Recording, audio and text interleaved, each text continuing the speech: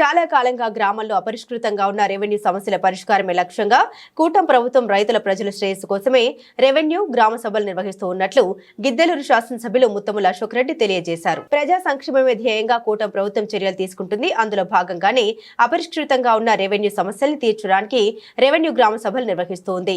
ఇందులో భాగంగా ప్రకాశం జిల్లా కొమరోలు మండల పరిధిలోని రాజుపాలెం గ్రామంలో తహసీల్దార్ భాగ్యలక్ష్మి ఆధ్వర్యంలో నిర్వహించేటువంటి రెవెన్యూ గ్రామ సభకు గిద్దలూరు శాసనసభ్యులు ముత్తముల అశోక్ రెడ్డి ముఖ్య అతిథిగా పాల్గొన్నారు. తెలుగుదేశం పార్టీ నాయకుడు ముత్తముల సంజీవ్ రెడ్డి, రాజుపాలెం మాజీ ఎంపీటీసీ గోడి ఓబుల్ రెడ్డి, మండల తెలుగుదేశం పార్టీ అధ్యక్షుడు బోనేని వెంకటేశ్వర్లు యాదవ్ ఆధ్వర్యంలో తెలుగుదేశం పార్టీ నాయకులు, కార్యకర్తలు అశోక్ రెడ్డికి ఘనంగా స్వాగతం పలికారు. అనంతరం తహసీల్దార్ భాగ్యలక్ష్మితో పాటుగా శాసనసభ్యులు అశోక్ రెడ్డికి కూడా ఆర్జీలు స్వీకరించారు. రెవెన్యూ సమస్యలపై ప్రజల్ని అడిగి తెలుసుకున్నారు. వాటి పరిష్కార మార్గాల్ని తహసీల్దార్తో మాట్లాడి పరిష్కరించే విధంగా చేయమని కోరారు. ఈ సందర్భంగా ముత్తముల అశోక్ రెడ్డి ఉదయం న్యూస్ తో మాట్లాడుతూ ఎంతో కాలంగా రెవెన్యూ సమస్యలు తీరక ప్రజలు, రైతులు తీవ్ర అవస్థలు పడుతున్న విషయాన్ని దృష్టిలో ఉంచుకొని కూటమి ప్రభుత్వం వాటిని పరిష్కరించి ప్రజలకు, రైతులకు మేలు చేసే విధంగా చర్యలు తీసుకోవడానికి రెవెన్యూ గ్రామ సభలు నిర్వహిస్తోందన్నారు. ఇక్కడ వచ్చే ఆర్జీలకు 45 రోజుల్లోనే శాశ్వత పరిష్కారం లభిస్తుందని, అందుకోసం రెవెన్యూ అధికారులు అందరూ కూడా చర్యలు తీసుకుంటున్నారని ఆయన తెలిపారు. జనవరి 8వ తేదీతో గ్రామ సభలు ముగుస్తాయని, ఆర్జీలపై తాను ప్రత్యేక దృష్టి పెట్టి ప్రతి ఒక్కరి సమస్య తీర్చడానికి కృషి చేస్తామని తెలిపారు.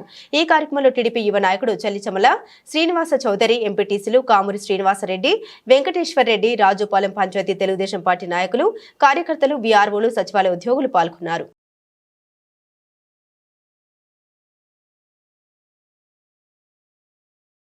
ఈరోజు మీ భూమి మీ హక్కు అనేటువంటి కార్యక్రమంలో భాగంగా ఏదైతే రెవెన్యూ సదస్సులు జరుగుతున్నాయో ఈ కార్యక్రమానికి సంబంధించి రాజుపాలెం గ్రామంలో పాల్గొనడం జరిగింది.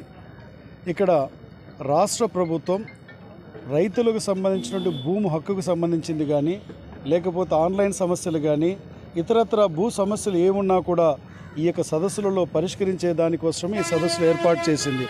అయితే ఇక్కడ ఏం జరుగుతూ ఉందనంటే, ఈరోజు సమస్యలలో భాగంగా ప్రభుత్వము నేను ఇక్కడ పాల్గొంటే దాదాపు రైతుల ఆన్లైన్ సమస్యలు, లేకపోతే కనుక మాకు ఉన్నటువంటి భూ యొక్క కొలతల సమస్యలు, ఇవన్నీ కూడా దాదాపు 50-60 అర్జీలు కూడా రావడం జరిగింది. నేను ఈ కార్యక్రమము స్టార్ట్ అయినప్పటి నుంచి కూడా మా నియోజకవర్గంలోని 6 మండలాల్లో నేను పాల్గొంటూ ఉన్నాను. రైతులు ప్రభుత్వం చేపట్టినటువంటి ఈ కార్యక్రమం పట్ల పూర్తి స్పందనను కనపరుస్తూ వాళ్ళు హర్షాన్ని కూడా వ్యక్తపరుస్తున్నారు. ప్రభుత్వం మా సమస్యలు పరిష్కరించేదానికి అధికార యంత్రాంగాన్ని మా వద్దకే తీసుకొచ్చిందని నేను రైతాంగాన్ని మరలా కోరుతా ఉన్నాను.